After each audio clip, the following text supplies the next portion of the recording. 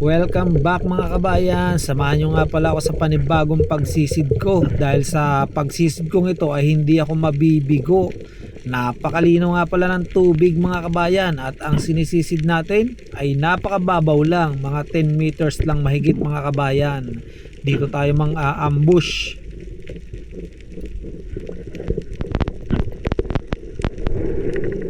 At pag drop nga natin mga kabayan ay sobra talagang linaw ng tubig at napakaganda dito sa ilalim. Pero parang hindi ako komportable dito, parang mas gusto ko dun sa unahan. Kaya naman naisipan ko na doon na lang ako lilipat at doon ako mang-ambush mga kabayan. Maganda kasi dito taklob tayo ng malaking bato, kasi kung may lalapit na isda ay hindi agad tayo basta-basta mapapansin. At patuloy pa rin tayo sa ating ginagawang pag fish call at baka sakaling may lalapit na target mga kabayan. Linaw talaga ng tubig. Magantay-antay lang tayo mga kabayan. At eto na, nararamdaman na natin mga kabayan.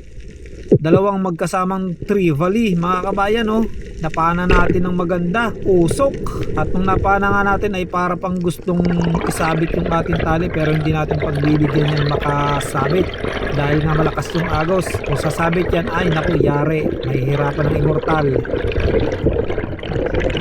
At pag-ahon nga natin dito mga kabayan, hindi naman siya sumabit at nabatak na nga natin. Tumimba nga pala ito ng mahigit 3 kilo. Ayos na naman ang ating pang-ulam ngayon mga kabayan.